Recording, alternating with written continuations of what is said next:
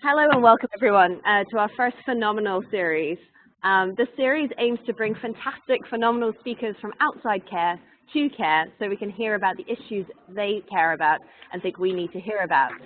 Today our very first phenomenal speaker is Aruna Rao. For many of us, Aruna needs very little introduction. She's one of my personal heroes, and her work on gender at work for organizational change is on many of our desks. I will ask the people who are calling in, apart from Aruna, to please put themselves on mute because the feedback loop is quite difficult. Thank you very much. Aruna is going to speak to us for about an hour, and then we're going to have time for some Q&A. After Aruna's talk, we're going to have time for Q&A, but if you'd like to put questions into the chat box, Alison Burden, who's also on the call, has kindly agreed to curate and facilitate the Q&A session.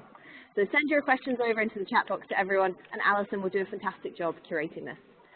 Aruna, we are delighted to have you here. Thank you so much for being with us, and over to you. Thank you so much, Isadora. I'm really happy to be here to have this opportunity to speak to all of you. Thank you also to Alison. I look forward to the discussion, really. What I've titled this webinar as is Difficult Choices, Addressing Individual Women's Disadvantages or Systemic Inequalities. Can we do both? And so in the webinar, I'd like to lay out some key issues related to addressing women's rights and gender equality. One increasingly common route, as you know, is to focus on individual women's disadvantage and quote-unquote women's economic empowerment. Does this also mean we're focusing on addressing systemic inequalities? Is it possible to do both? What are some of the key dilemmas we're facing? These are some of the questions that I'd like us to be thinking about. In the beginning, I would like to sketch out some broad contours of the current environment for work on gender equality and women's rights, and then look at some of the key strategies and what they assume about how change happens. And more importantly, I'd like to look at what is on the table for change and what is not. And within that context, not perhaps of transformation, but real utopias, to borrow Eric Olin Wright's term, what avenues may be open to us, and how can we be reflective about what we're doing? So let me turn to the context. Many of you are familiar with this, so I'll just sketch this very quickly. Clearly, a lot of progress has been achieved over the last 2 decades for women's rights and gender equality. Many of you will be familiar with the World Development Report of 2014 on gender equality put out by the World Bank, which really traces a lot of these gains very clearly. Just for one example, we've seen significant increases in primary school enrollment for girls and increases in girls' secondary school enrollment, though over the last 20 years or so, the gap between the richest and poorest children's attendance is much starker. So, for example, 37% of children from the poorest 20% of families versus just 11% of the richest 20% are out of school. Now, while there have been gains, and we recognize that, there have been many, many setbacks, and in some ways, not much has changed in many realms of women's lives. So, one obvious issue that we are all quite familiar with is high levels of income inequality that clearly do affect women and men. So, for example, according to the 2018 World Inequality Report, in recent decades, income inequality has increased in nearly all countries, but different speeds. So, for example, income inequality has increased rapidly in North America, in China, in my country, India, and Russia. And again, here's another statistic which we've heard a lot of. The richest 0.1% of the world's population has increased its collective wealth by as much as the poorest 50%. And quite importantly, and I think we'll come back to this later, inequality isn't an economic inevitability, but it's a political choice, suggesting that institutions and policies matter in shaping inequality. And we'll be looking at how institutions and policies have been shaping work on women's rights as we go through the webinar.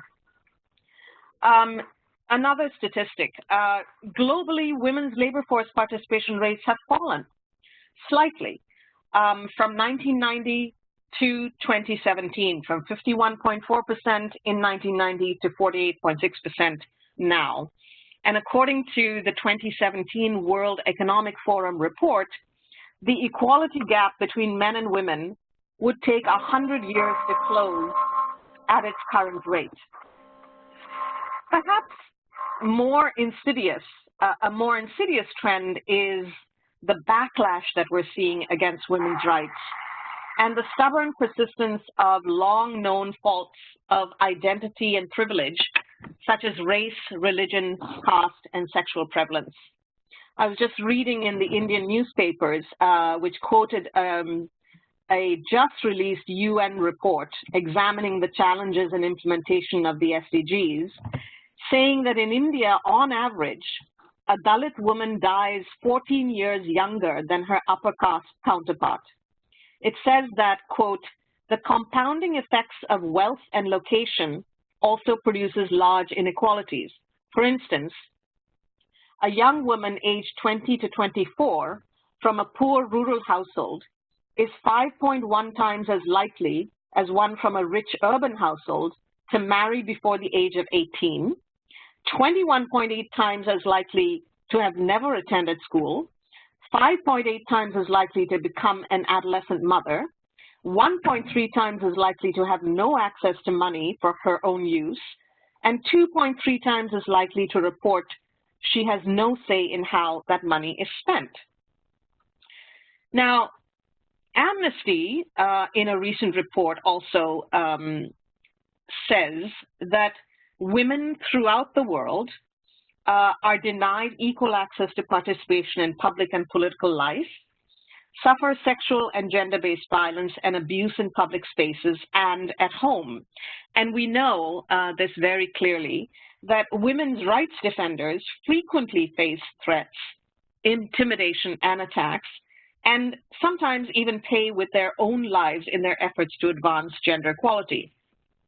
Now, this says nothing about conflict zones. In conflict zones, take Afghanistan, South Sudan, Central African Republic, Democratic Republic of Congo, and in areas controlled by violent armed groups, there is escalating violence against women and girls, including widespread rape, sexual slavery, and forced marriage.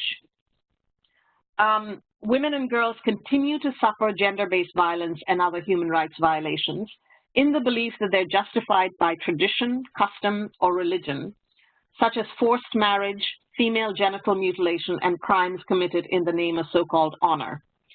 And we're also seeing increasingly governments continuing to attempt to water down previously agreed international obligations and commitments, especially in the area of women's access to contraception and abortion, under the guise of so-called traditional values or protection of the family.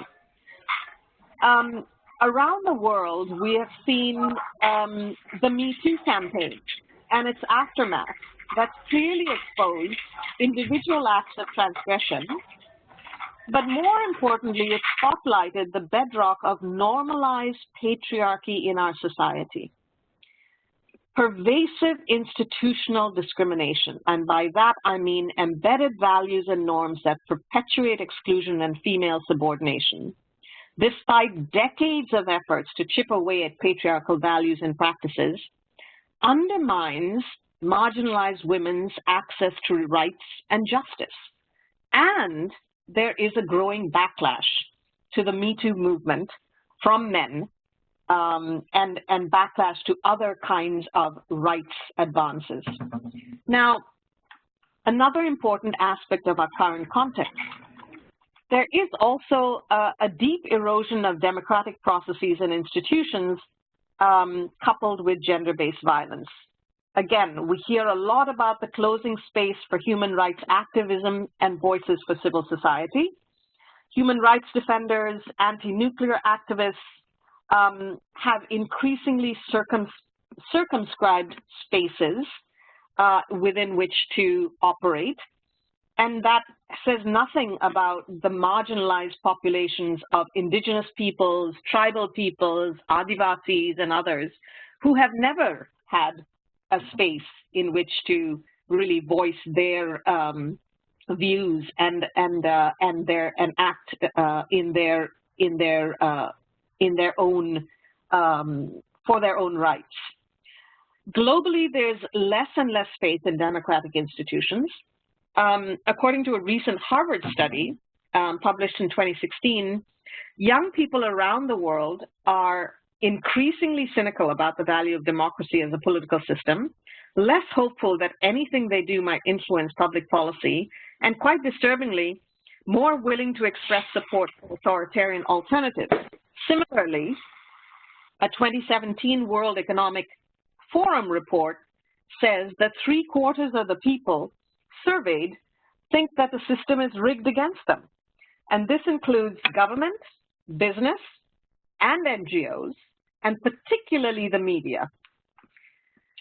So these are some of some important characteristics of the current environment we're working in that we, need to acknowledge and need to be aware of as we're looking at the kind of work we're doing in the field of women's rights and gender equality.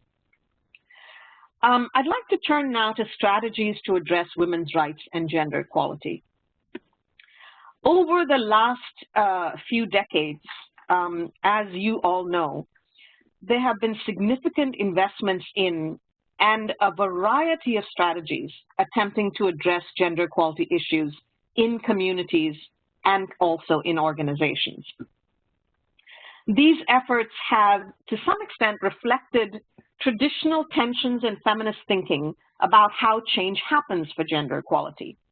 From, for example, liberal feminists' more individualistic orientation focused on upholding and advancing women's personal and political autonomy, to radical feminist emphasis on confronting underlying power differentials through collective mobilization for systemic change. Now, many of you will be familiar with the over 40-year history of feminist thought as it has intertwined with development discourse and then played out on the ground through the work of NGOs, the United Nations, and governments. You know that a lot has been written about it, including a recent article that I found written by Vasuki Nasiya called Indebted, The Cruel Optimism of Leaning Into Empowerment, which will be published this year. So, just to remind you, in the 1990s, for example, Third World feminists critiqued women in development strategies because women in development focused on opportunities rather than on the root causes of gender inequality and the factors that sustained and produced gender inequality. That was Srilata Batliwala writing in 1994, and I would venture to say that not much has changed since then. CEDAW, to some extent, reflected a compromise between Western liberal feminist theorizing and women's rights activists and movements because it focuses both on laws and policymaking as well as the deeper structures of economy and society. When we look at the field of women's rights and gender equality now, we can see that the language of quote-unquote empowerment has been mainstreamed into international development, into the international development field. It is ubiquitous. The SDGs, for example, seek to, quote, realize human rights for all, achieve gender equality, and empower all women and girls.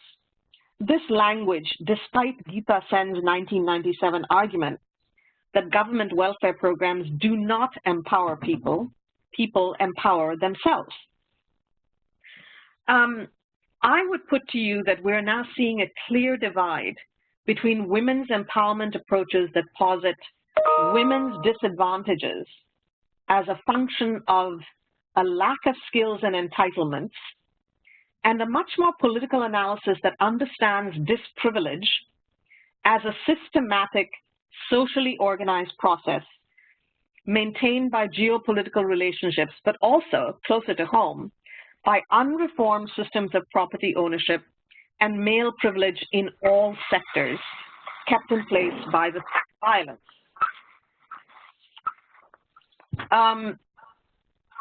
Now, Nisaya and other analysts point out, and it's really quite evident when you look at it, that in the last 2 decades, the programs in this field that we work in, women's rights and gender equality, that have gained traction are those that have converged with neoliberal logic, specifically concerning property, credit, and entrepreneurship.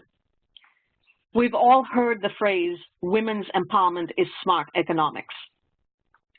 The World Bank developed, quote unquote, a roadmap to women's empowerment.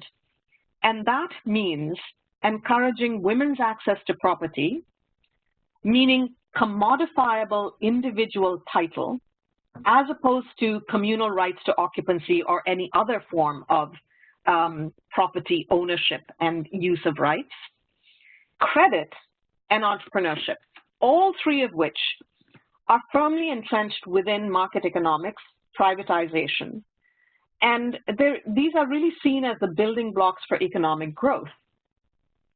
So let's take microcredit programs, for example. They've been very popular, especially in providing credit to women in poverty. And microcredit programs are seen as a pathway to financial independence. In many places, however, such as in South Africa, and actually the state that I come from in India, Andhra Pradesh, the level of indebtedness of the poor has soared.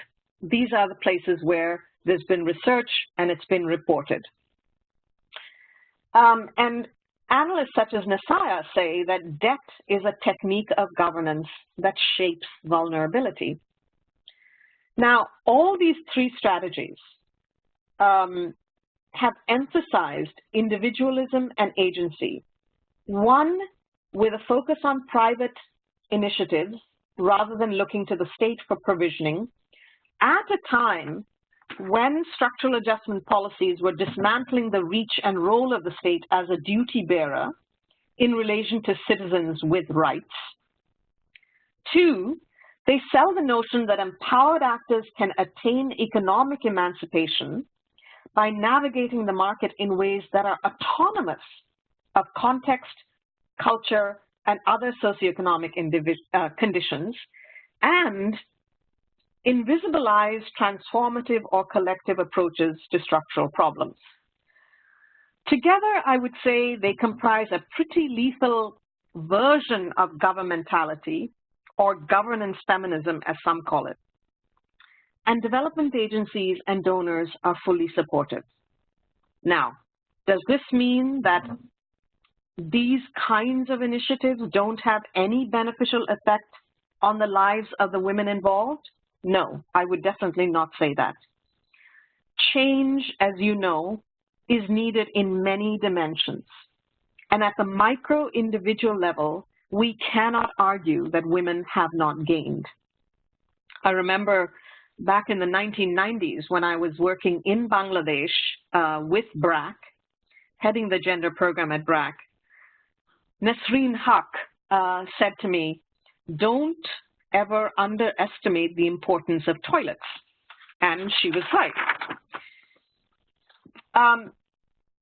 The Gender at Work framework, which Isadora mentioned earlier, which David Kelleher and I developed in 2004, highlights the interconnectedness of these domains of change. Some of you may be familiar with it, and some of you may use it.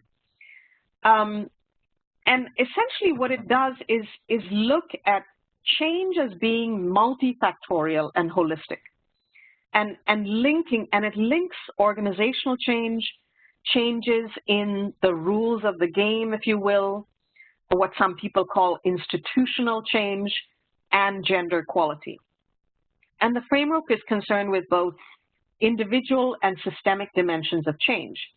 So it essentially says change is required in individual consciousness and capabilities, so things like knowledge, skills, political consciousness, commitment to change towards equality, as well as individual access to resources like healthcare, education, freedom from violence, but also systemic dimensions, including formal rules that are laid down in constitutions, laws, and policies, and informal systemic issues such as discriminatory social norms, but also deep structures of inequality, including those that maintain inequality in everyday practices, which clearly vary from context to context. And so change to sustain, positive change for women's rights and gender equality, to sustain needs to take place in all these four domains, but especially within the lower left-hand quadrant of the framework, which is about social norms and deep structures of inequality. Now, at CARE, you envision empowerment in terms of agency, structure, and relations. And you have a sophisticated analysis of power, including the power of ideology. But this framework, too, sits within a larger context. And I would propose to you that that context is a liberal model that valorizes individual self-maximization, the prominent role of the market, and the assumption of a never-ending supply of jobs by ever-expanding capital. And we just have to look at Greece, where about 1/3 of men are unemployed, to know how true that is. The main point that I would like to make here is that the development business operates within an economic framework. A framework which, by the way, has been brilliantly critiqued by feminist economists such as Diane Elson, but has been largely silenced or sidelined, and an economic framework where structural issues are not on the table. Look at the SDGs. In the SDGs, economic growth is seen as the way out of poverty, and it's economic growth that's driven by particular kinds of factors. Redistribution is clearly secondary. The other main issue I want to put on the table is that power inequalities are also not up for discussion. Power inequalities clearly have both an economic dimension and a political one. Again, let's take a look at the SDGs. There have been some very good analyses of the SDGs in terms of gender equality and women's rights. Analysts point out that transformation the word transformation is everywhere in that agenda. But as one analyst, Valeria Esquivel, pointed out in her 2016 article, the social relations of power have been at work as Agenda 2030 was formulated and agreed, and it will be working as it's implemented.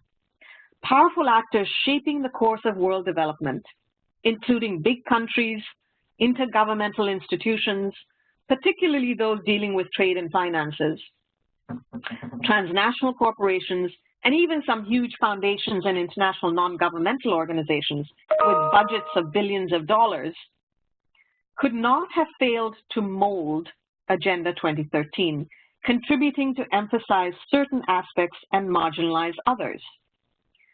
Now, at a macro level, there are many examples of how powerful actors guard the economic status quo.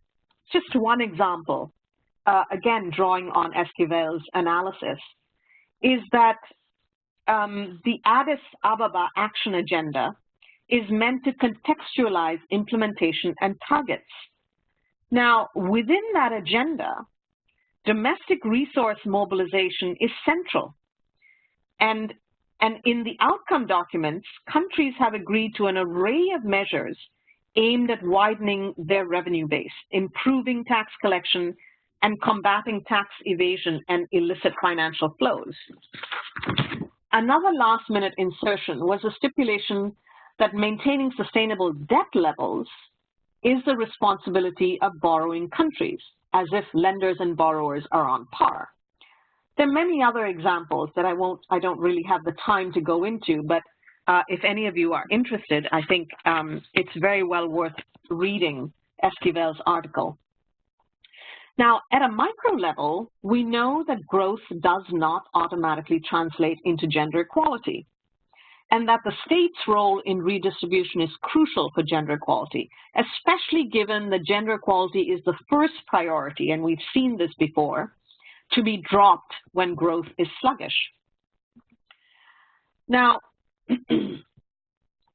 although genuine empowerment always involves changing unequal power relations, what we find reflected in the Agenda 2030 is that donors and investors tend to favor an apolitical use of the term, in which power relations may actually remain wholly or virtually untouched.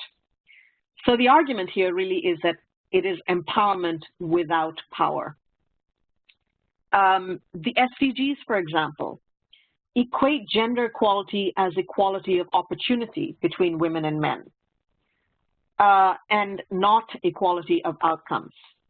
Women's political empowerment, another example, is equated with sitting at the table with no attention to the preconditions for participation and mechanisms to promote women's participation, an issue which Anne-Marie Goetz has written about quite eloquently. So really what is on the table with economic growth is also the enticement of possibly changing structural relations through the pathway of social norms. Social norms have become very popular now in development discussion as a means to change what we may think of fundamental structural power relations. But in fact, is that the case? What I'm wondering is that the work on social norms, or what I'm seeing is that the work on social norms is pretty much focused to the individual and her relations within marriage, family, household, kinship systems, etc. Systems which are primarily within the private sphere. And changing values and norms embedded in economic and political structures are not being discussed. Now, where does this leave us? I think it leaves us with a dilution of gender equality while keeping capitalism and patriarchy intact. Again, going back to the earlier question, does this mean that no change is happening? No, I certainly wouldn't say that. There are many, many efforts around the world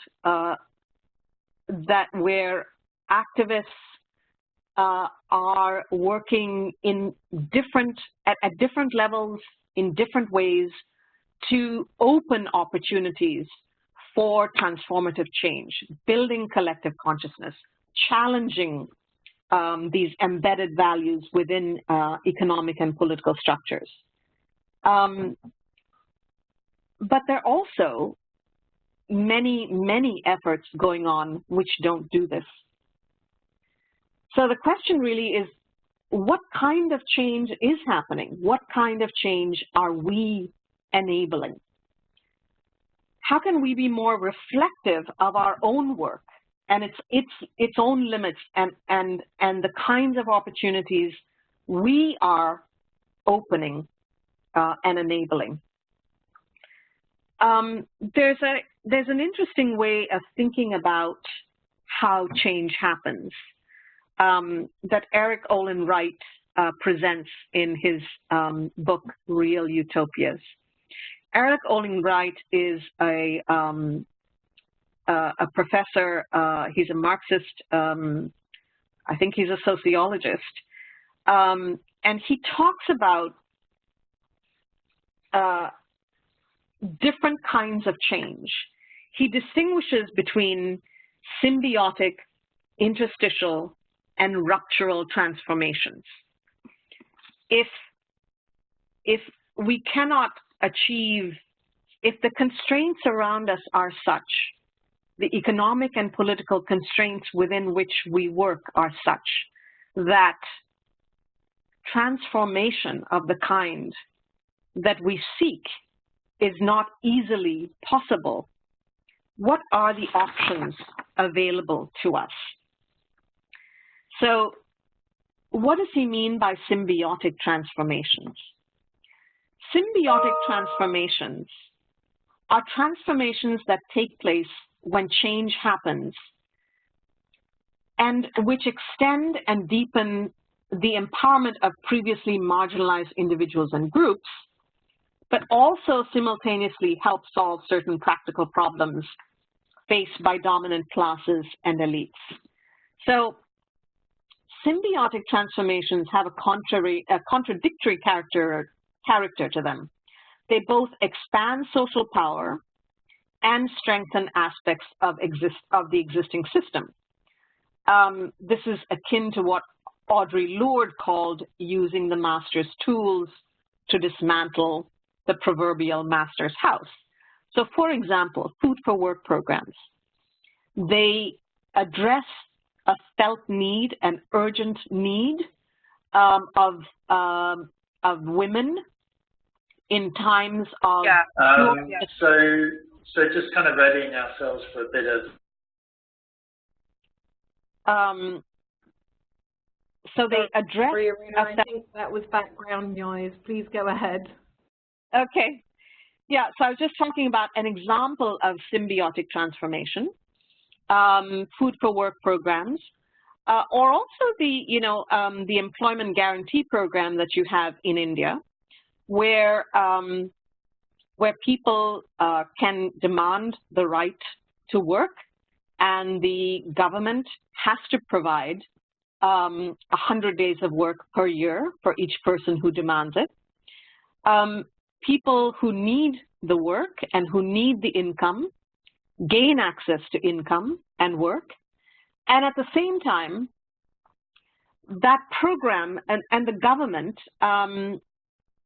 by providing a particular kind of work, which is mostly the kind of work that you're familiar with in the food for work programs, it's moving earth, it's digging canals, it's digging ponds.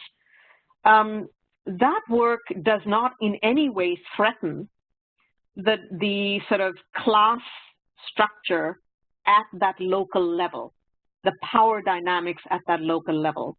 The local level governance mechanism in India, for example, the panchayats, control that money.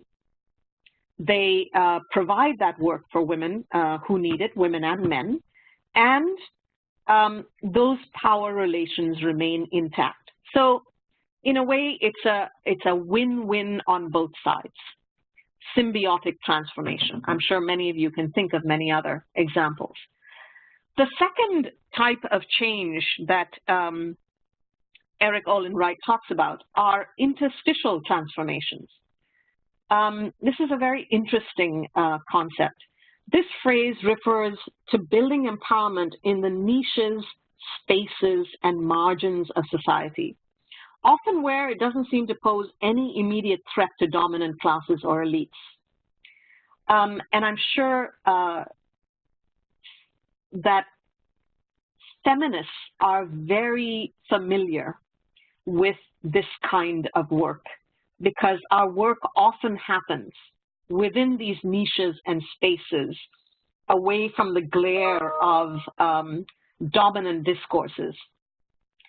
And cumulatively, such developments can constitute a key way to enlarge the transformative scope for gender equality and social empowerment efforts in society as a whole.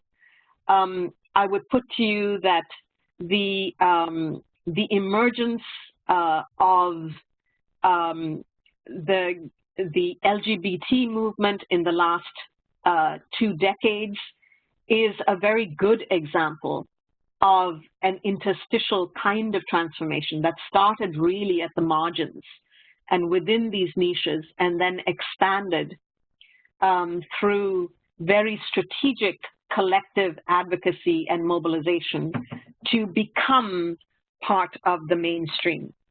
A number of examples of work that feminists do in organizations and in communities also reflect these kinds of interstitial transformations where power relations and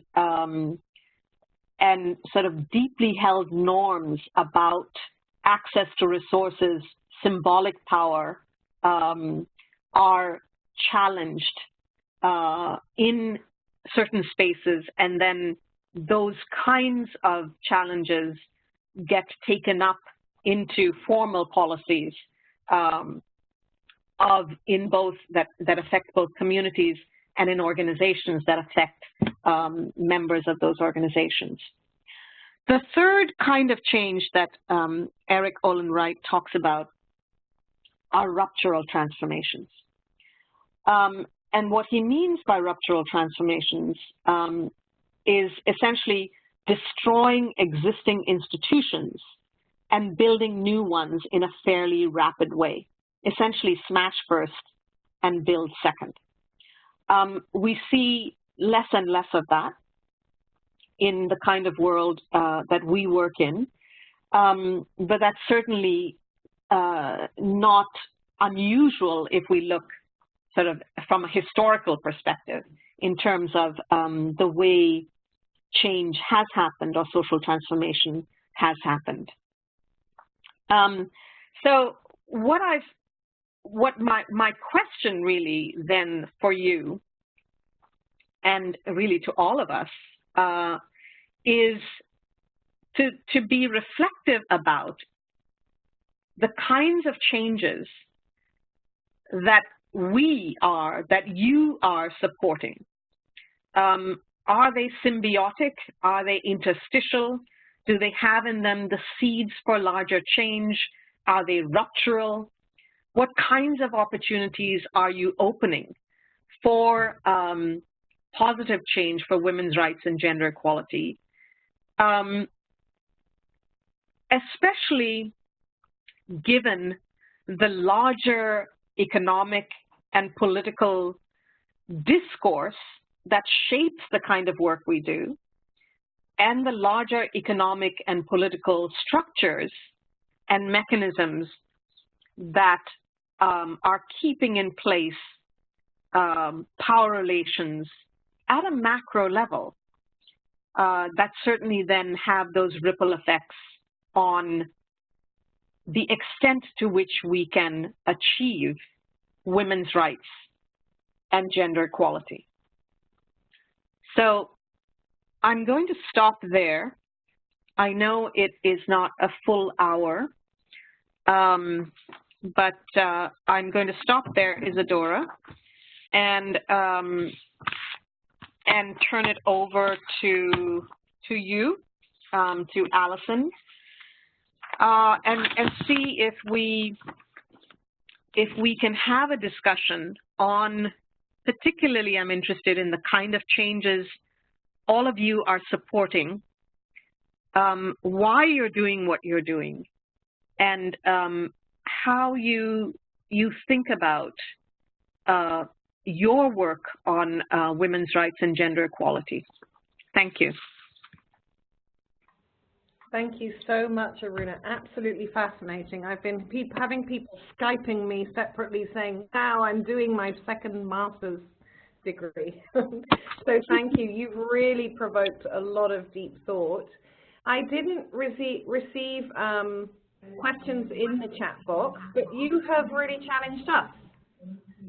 So I wonder if there's somebody who wants to contribute.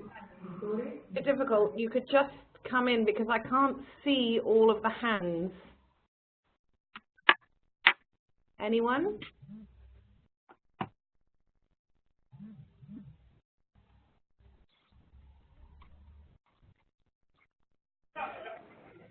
Hi, Alison. This is Isadora. Can I ask a question? Yes.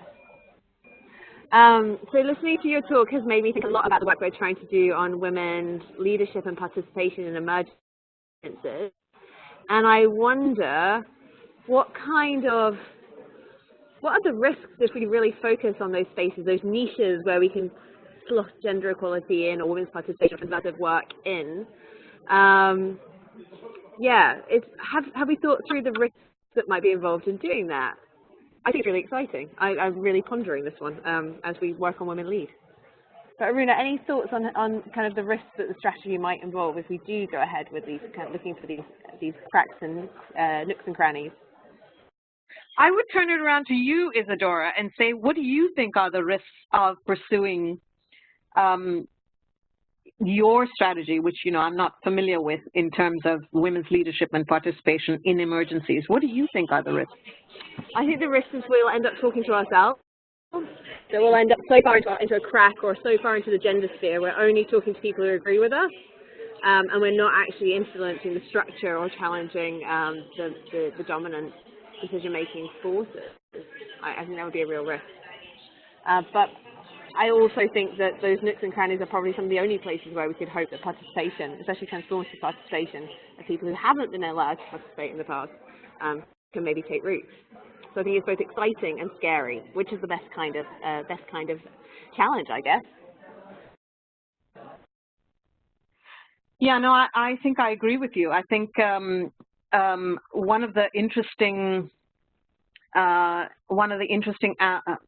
analyses in the literature is that in conflict or conflict situations or emergency situations where in a sense people view the terrain as new, there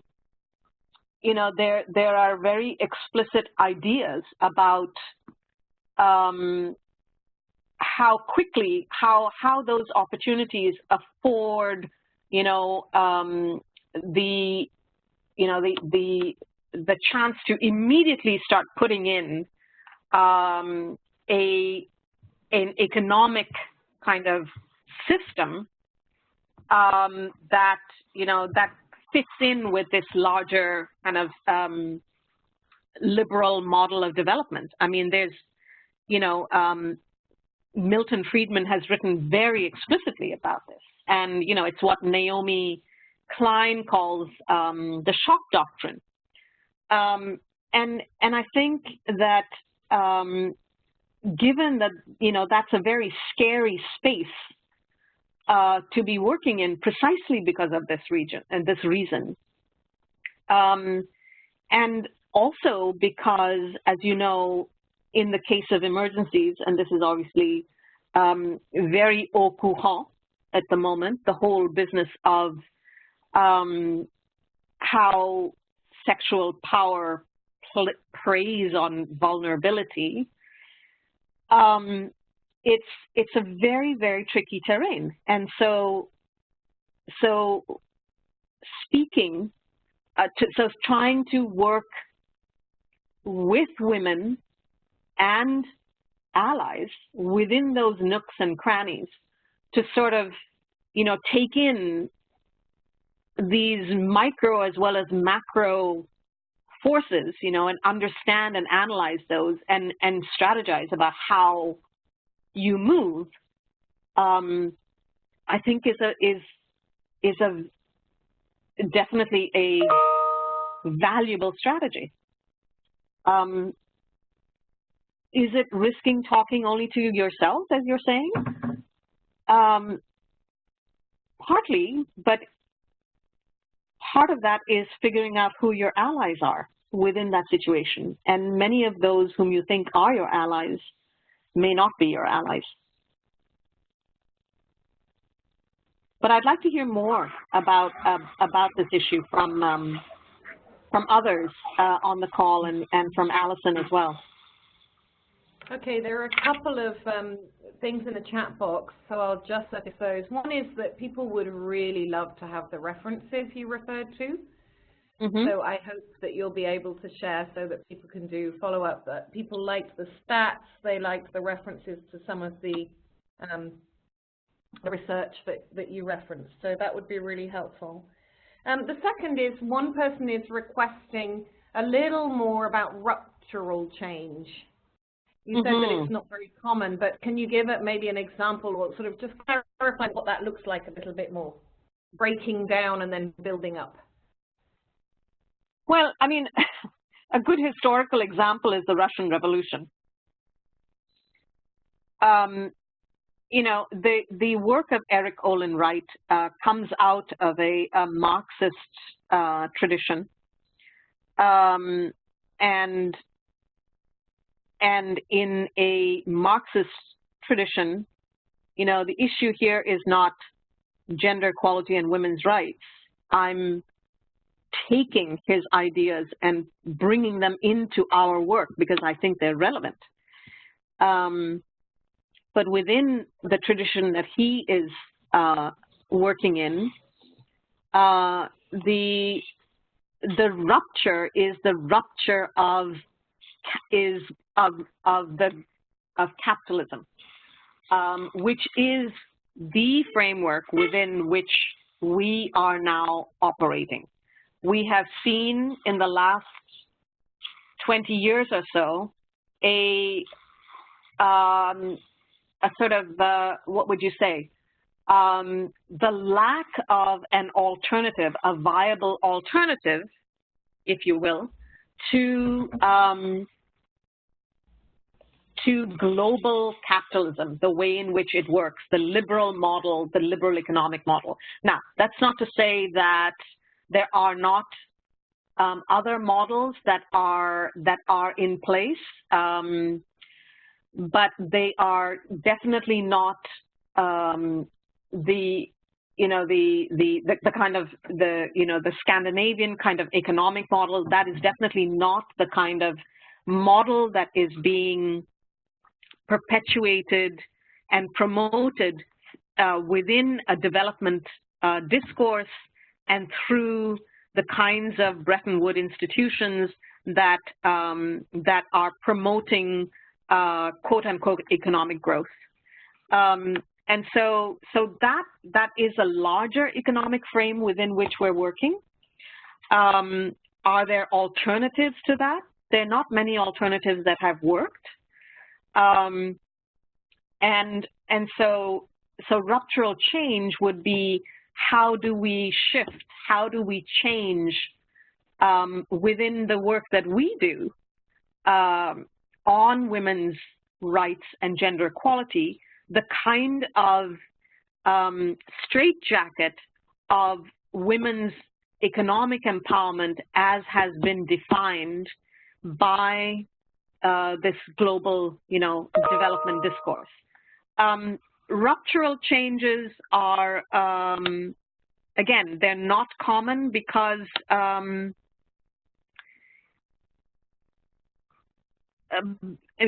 not common because they, it means smashing down and smashing down something. So there are historically, I think, examples that we can turn to, as I said, but within the work on women's rights and gender equality, I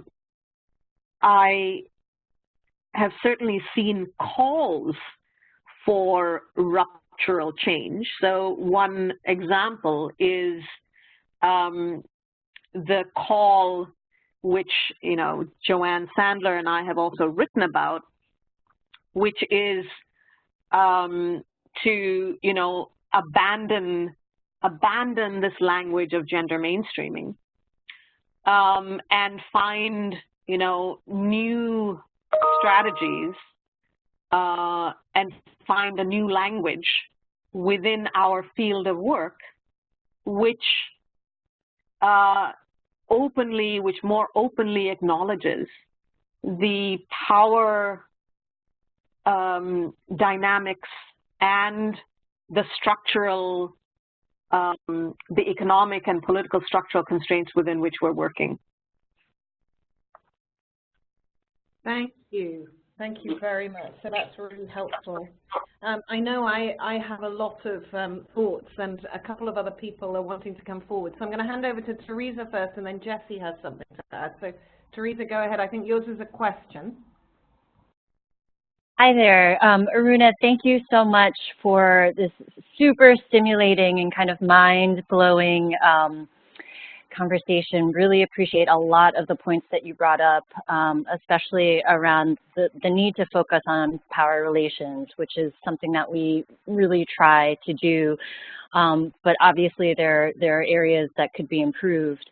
I love the gender at work diagram, and for those of you on the phone, real quickly, it's 4 quadrants that look at formal and informal ways of change, as well as kind of individual and kind of larger and mass. And I'm grossly oversimplifying here, but I explain it because the one quadrant that that I would love to hear you provide some recommendations or examples on for how change happens is in changing institutions and structures in that informal way. You know, we do a lot of policy advocacy work to influence and change institutions in a more formal way, but I'm really curious to hear from you about that kind of informal influencing and changing at that institutional structural level.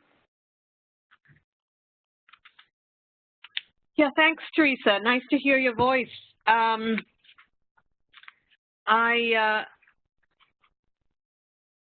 I'm happy to do that. In fact, here I would like to refer you to the book that Isadora was mentioning at the beginning, the Gender at Work book. It's called Theory and Practice for 21st Century Organizations, which was published in January 2016, which is full of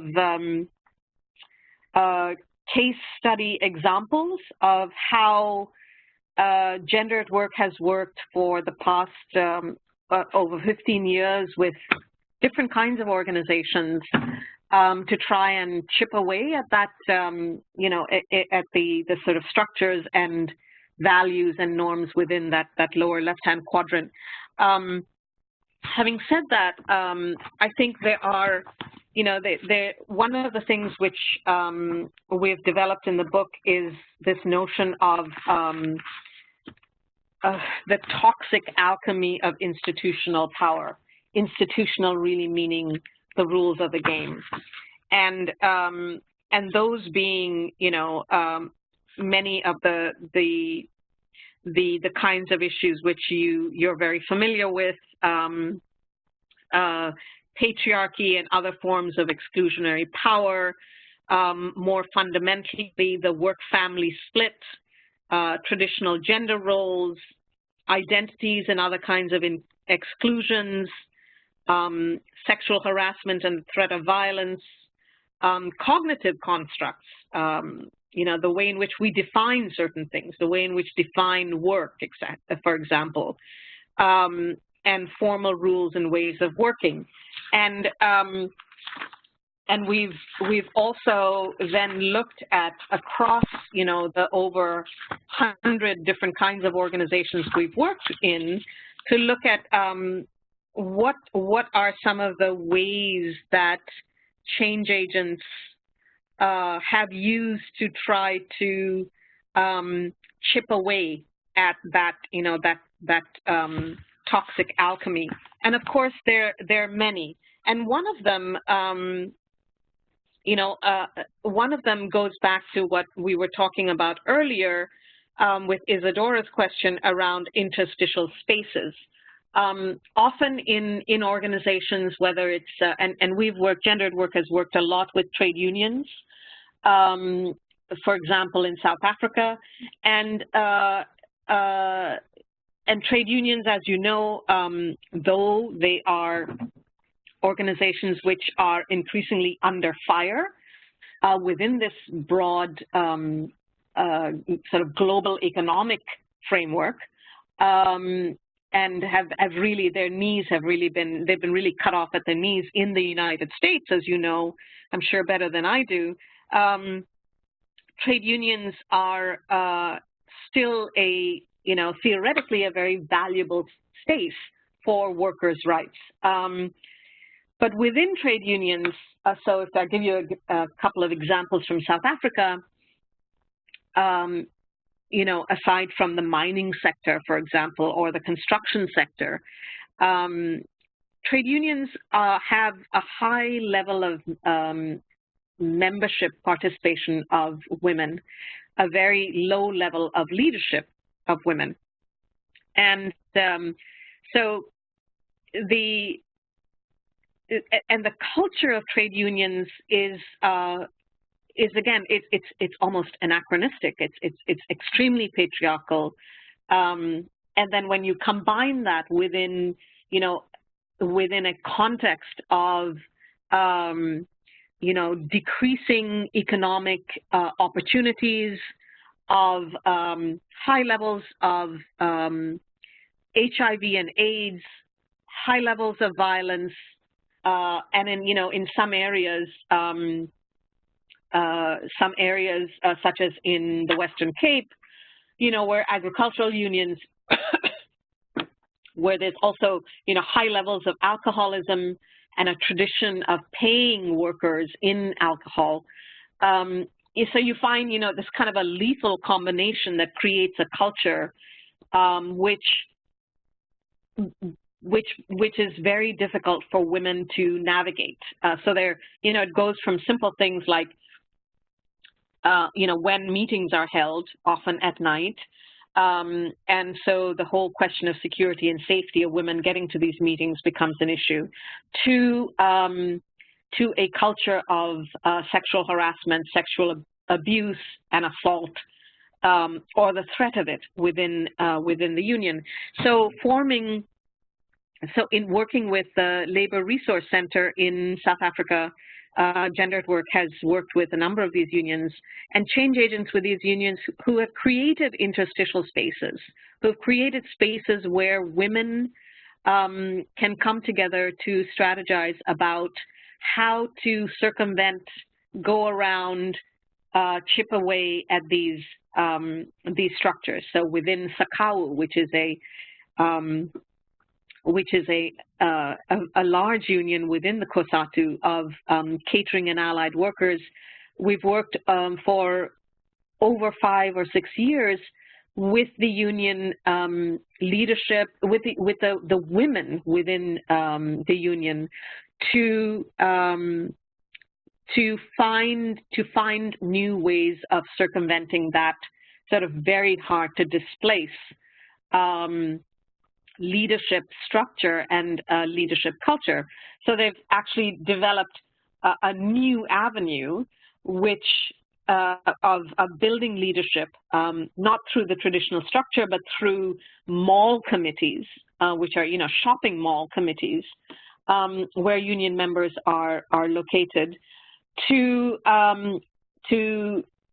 create a new avenue, but also with new norms about how to run those leadership structures, which have become a challenge to the traditional male-dominated structure of the leadership, but which have become viable because trade unions are under fire, losing membership, and are being forced to find new ways to build membership.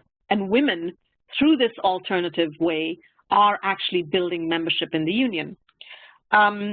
clearly, another way of trying to address, now that's one example. I mean, there are many other strategies. For example, reframing issues to kind of get around the way in which the sort of the constraints that are available, the avenues that are available within which to work. The Security Council case that is also in the book that led to, you know, the articulation around the 1865, which is about sexual violence in times in conflict. The whole strategy in that case was for activists who were trying to get the Security Council to address the issue of sexual violence within the context of war, was to reframe the issue from a human rights issue, which is really what it is. It is a human rights issue, to a humanitarian issue, which, and when you say humanitarian, what humanitarian law does is look at women as victims, which was highly problematic because that is not, you know, that is not a position that women's rights activists supported. But they had to reframe the issue as a humanitarian issue, which then came within the purview of the Security Council. Human rights issues are not the purview of Security Council, but humanitarian issues are. And then it came on the agenda of the Security Council, led to a historic resolution, and then became the kind of you know, the marching orders for the military and for peacekeeping forces, which worked on a sort of, you know, a command and control culture, which then implemented the provisions to protect women during, you know, from sexual violence within times of war, using, you know, simple things that they knew how to use, simple things like turning on the headlights of, you know, of army vehicles at night to light the way from the camps to the toilets that women would have to walk at night, using their headlights, keeping their headlights on so that, you know, women could sleep, women and their children could sleep within that area that was lighted and not in the dark where they were more vulnerable. So there are strategies like this, using interstitial spaces, reframing the issue. Gendered work has worked a lot in experimenting with new strategies, with new kinds of changes, reflecting on those actions and learning from that reflection how changes can happen in sort of very deep-seated sort of systems of power and relationships. The 20-year work we've done with BRAC in Bangladesh is a good example of that. And again, just last year published a book on that 20-year trajectory of work on with BRAC on addressing gender and power issues first within the organization, and then within communities. And I know, Teresa, that you have thought about this a lot and would have many examples as well to share. But I really would encourage you to, I've just given you a few examples, but I really would encourage you to look at the Gendered Workbook for for more examples and analyses of pathways of those strategies. You know, how did those work? Now, I mean, one of the important caveats, of course, is that when we talk about deep structures of inequality and, you know, deeply exclusionary social norms, it's not like, you know, one step forward and then you keep going. It's not a linear progression of change. Often these kinds of embedded values and biases may, you know, come back and kind of, you know, reinvent themselves and come back in different forms, you know, and you know, the whole cyberbullying is a really good example of that, where, you know, one would think that we have, you know, there is a larger context and an awareness of sexual harassment, you know, but within that cyberbullying world or that cyber world, you know, of video games, etc., you know, the misogynistic, violent aspects of, you know, the cultures that we live and exist in, you know, are playing out, and we're seeing, you know, really detrimental effects of that. The Me Too movement is another one, you know, where again we're seeing, you know, organizations and people who have taken on the agenda of gender equality, and yet over and over and over again, you know, it's emerging. You know, it's kind of like these values are emerging, are popping out, and are being protected by a culture of silence for supposedly, you know, quote unquote, the larger good. And obviously, right now we're facing the whole issue, you know, that Oxfam is facing, and now more recently, issues that have emerged out of Save the Children. So we are, you know, these are not easily changed aspects of belief systems, consciousness, structures, you know, that are embedded and that are perpetuated in many ways, and they're combined. I think they're combined with and connected to the kinds of economic values and political power dynamics that are playing out at a larger global canvas. So they're you know, I'm not sure that they ever go away. I think that they change and they morph, and they, you know, sometimes come back in ways that are completely unexpected. But I think that, you know, again, I want us to also think about this whole social norms work and focus on social norms. And I think that, you know, the social norms piece of it is both really interesting and also very dangerous, because it's really interesting because I think it gives us the hope that we are, you know, tackling some of these structural embedded issues. But I think it's also dangerous because the way that discourse is constructed, I think it really is putting blinders on us away from looking at deeper economic and political structures and processes that we're living in. So, you know, that's something that I really would like us to talk about. Yeah. We have a couple more people waiting. Do you mind if I interrupt you? Really fascinating to hear. No, please. So that they have time.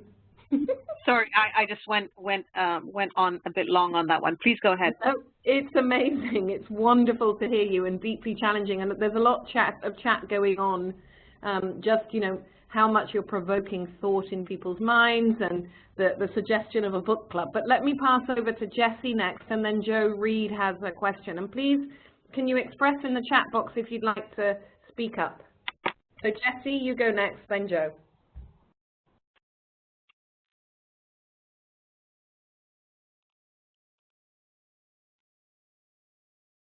Are you there, Jessie? Oh, hello, Jessie?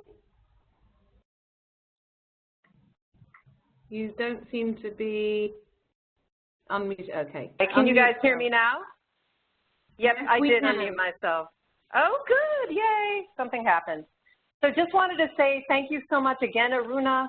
I feel like the group on this call, as well as many others, are so hungry for space to evolve our thinking, to hear your thoughts on different kinds of illuminating frameworks that can help broaden and evolve what is already a movement within, I think, care globally. And I was thinking about, we were just on some of us were on a call earlier.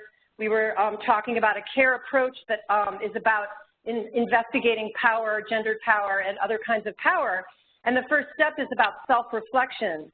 And it seems to me that we might take some of this thinking and really maybe take a step back, and maybe it could be in the form of thinking that's aligned with our global program strategy, but a little bit more explicitly about where we sit in, as you said, the economic and political structures, and how those structures frame how we think about our work, how they frame our mental models, and then potentially being honest about how that limits us as well. And, you know, I'm often in this uncomfortable space in a mainstream NGO of not wanting to be honest about where we actually fit. But I feel like if we can say really in a self-reflective way, here's where we are sitting in this economic and political structure, it allows us then to imagine a future that might be different from where we feel sometimes, you know, limited, and be more explicit about that. So just really for me, a way of calling us to action about being really, perhaps using this model, this way of thinking, essentially a Marxist way of thinking, but maybe not saying that as such, but, you know, where we honestly sit in the development industry, in the, in the economic and political, you know, neoliberal, liberal structures that basically shape the macro parts of our world. So I'll stop there.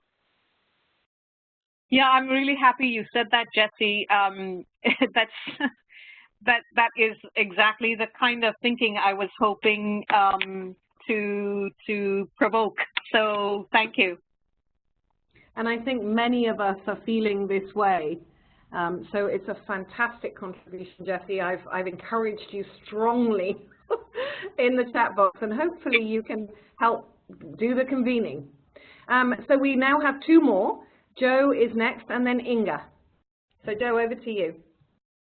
Thanks, Alison, and thank you so much, Aruna, for your comments, which are not only thought-provoking, but I think energize a lot of us who, you know, are trying to find new ways of pushing, and being able to bring in ideas from a team person such as yourself actually really helps us to be able to say, it's not just me saying this. I wanted to pick up I mean, I could pick up on any number of things that you said, but I mean, one of the comments that you made towards the end of your response to the previous question about the way that in the humanitarian sphere that the UN Security Council and UN apparatus in New York has really taken hold of issues which actually don't fit there. And when we think of human rights issues and the way that, you know, different interests, some good, some bad, have been trying to steer into the humanitarian structure. From my experience over the past decade working in humanitarian complex emergencies, and particularly since 2009, with the push after Sri Lanka to bring in the centrality of protection and to make it the responsibility of humanitarian agencies, not just to report back to HQ about human rights abuses, but to actually use their engagement with government to raise these issues. And I'm thinking particularly of the experiences most recently in South Sudan and Nigeria, but I think we could be talking about context outside of Africa as well. And just the struggles that we've seen with a UN system, and I won't say that the NGO community has been perfect, but just the strains we've seen in the NGO system of being unwilling to accept that responsibility. For me, it's really been a clear comparison with the resistance that I've seen in the development side of the UN over the past 6 or 7 years since the humanitarian reform, really, or since Helen Clark came into UNDP and tried to move them towards early recovery. Just the resistance that we've had on the development side with UN representatives taking on a humanitarian mandate where they've been double-hatted. We're also seeing it that they don't want to take on the human rights role, we call it, or the protection role. But we also don't see the Geneva structures around the Human Rights Council really being open and pushing forward and embracing ways to engage through that. And I was just wondering if you would be able to offer us any further thoughts and reflections, you know, given the, basically, let's call it a failure of the Human Rights Upfront initiative after Sri Lanka and the critical reports that came out, and the way that crises in places like Nigeria have continued without being addressed by the UN. You know, are there any thoughts you have of where we go now, apart from the naming and shaming that the media and some human rights groups are pursuing? And thanks again.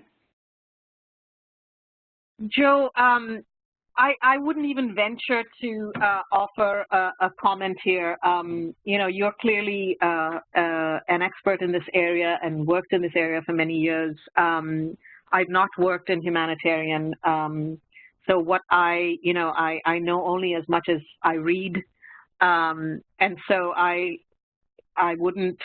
really wouldn't be able to comment on that. I would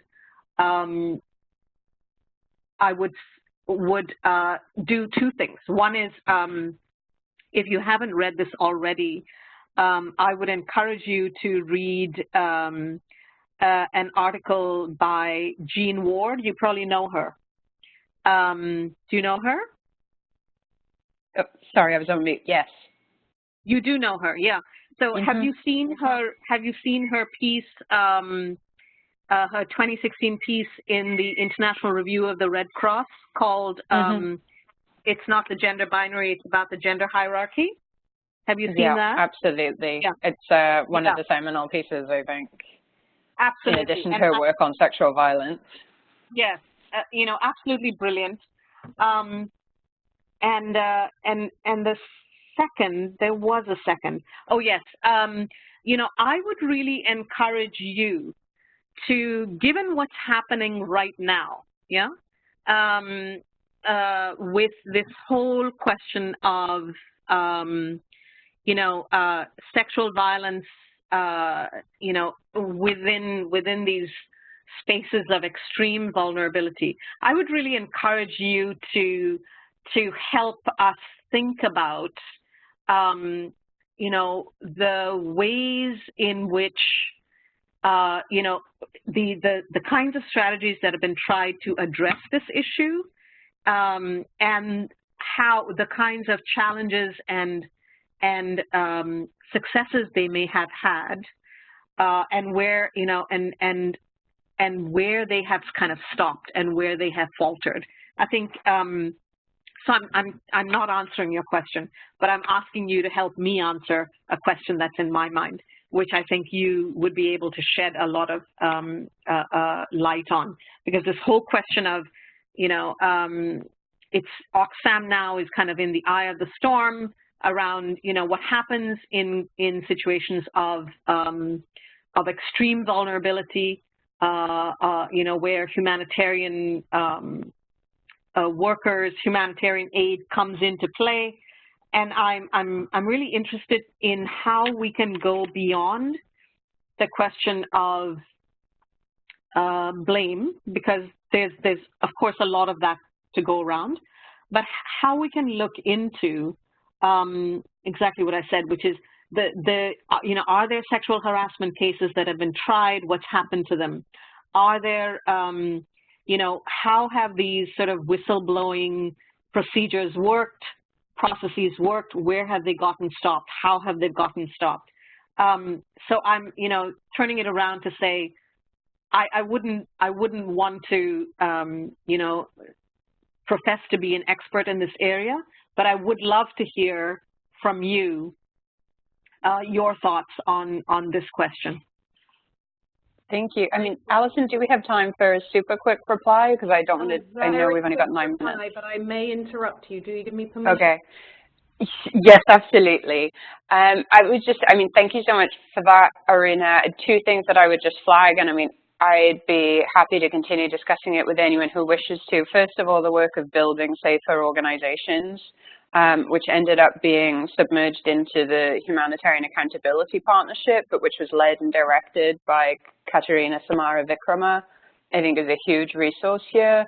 And then also to say that I'm part of an informal working group that is DC-based, run by Linda Poteet, but is trying to expand to other regions at the moment so that we can all have a joint discussion as change makers in our organizations and as women humanitarians in our community to try to push forward better policies internally. And I know that the Interaction NGO Forum are also working on a pledge for organizations to take on both sexual exploitation and abuse of project participants, as well as sexual harassment, abuse and assault of humanitarian workers and development workers. So thank you again. I'd be happy to share resources from those with others on the call. Thank you. Joe, are you based in DC? I am, yes. What's your last name? Reed, R-E-A-D. Okay, I'm based in DC as well. Oh, so we can connect you. I'll make sure that I do that. Okay. Great. Okay, great. Thank you. Okay, so we had Inga waiting, and that I think will have to be our last contribution. I haven't got anyone else waiting as far as I can tell. So Inga, go ahead. Yes, thanks very much, Alison, and thanks very much to Aruna for this really interesting presentation. It's very inspiring. I work in the area of climate change, and I see a lot of similarities in Aruna's analysis of the challenges that we face in both addressing the root causes of climate change and addressing the root causes of gender equality.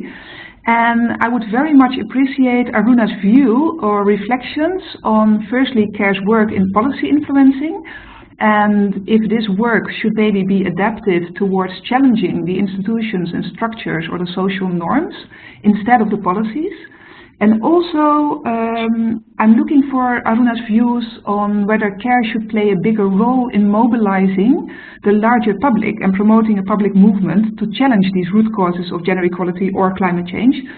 And of course, I understand that this might be challenging, as our donors may not be too happy if we do this. So I'm really wondering how, Aruna, you look at this, and if you could give us some thoughts about that. And thanks again for the really inspiring presentation.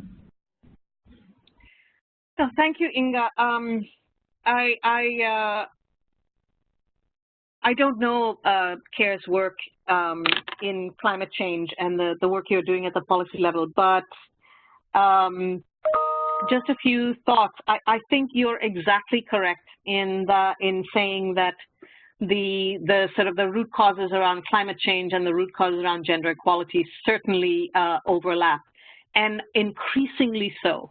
And I think increasingly we have to think not of women's rights and gender equality as a separate area of work, but I think we increasingly need to think of the connection between economic issues, women's rights, and climate change together. And I hope that you will be encouraged to try to forge that kind of thinking that connects all three. Gender equality, the climate change agenda is so well, is such a good example of what is happening in terms of the climate change agenda, is such a good example of how these economic and political forces that we are facing are stacked up. But from your, I'm assuming you're from the Netherlands, from your accent, I may be wrong, but I mean, yes, one of the right. You're right. Yeah. Okay. So one of the things I think that that's really fascinating is how in the Netherlands the government is being, there's a case against the government and I don't know the details of the case, but I know that there's a case against the government that citizens in the Netherlands have taken to hold the government accountable for policies that maintain a quality of life that the people of Netherlands feel is their right. And I think that's a really it's a groundbreaking case,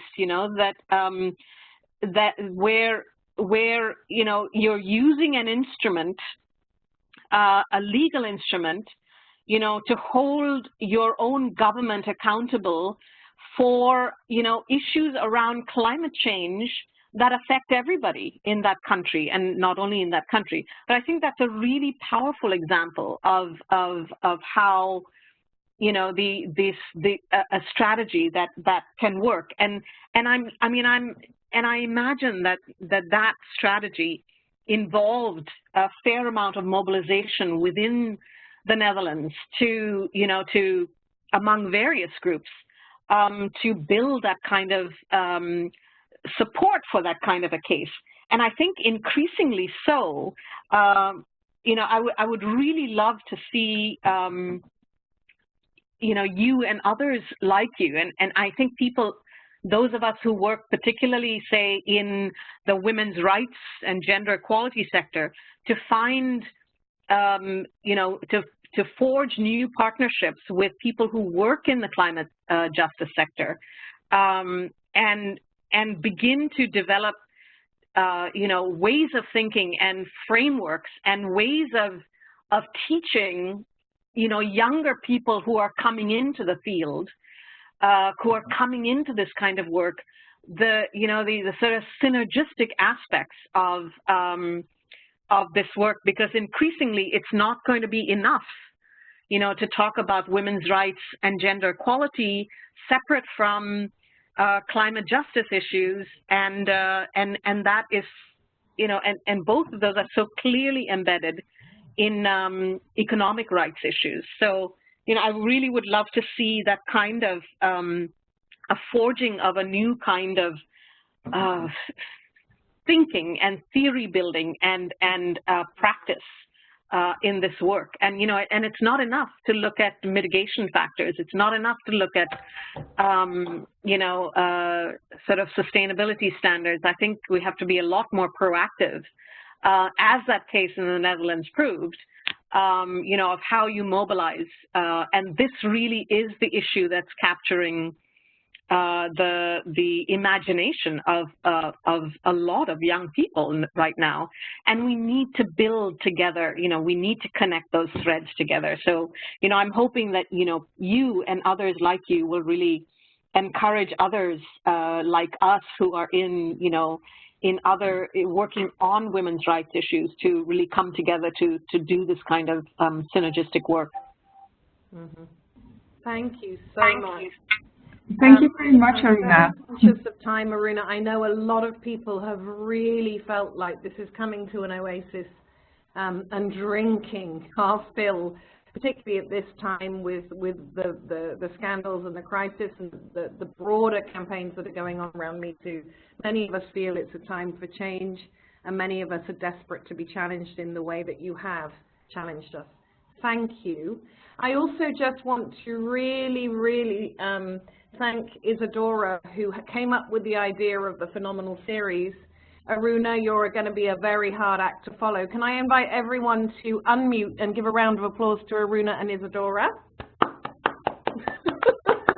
you. Thank you so much. Wonderful. Thank you. I also want to say thank you to Isadora and to Allison, and thank you to all of you. It's been really interesting and thought-provoking to think about putting together these thoughts that I shared with you, and and I've really enjoyed the discussion we've had. So thank you very much. Thank you. And I would invite everyone on the call to tell everyone what a great WebEx this has been, that they will be able to listen to it. Isadora will send out a recording. And of course, don't miss the next phenomenal series. Much love to you all. Thank you. Thank you. Goodbye. Thank you, Allison. Bye. Thank you.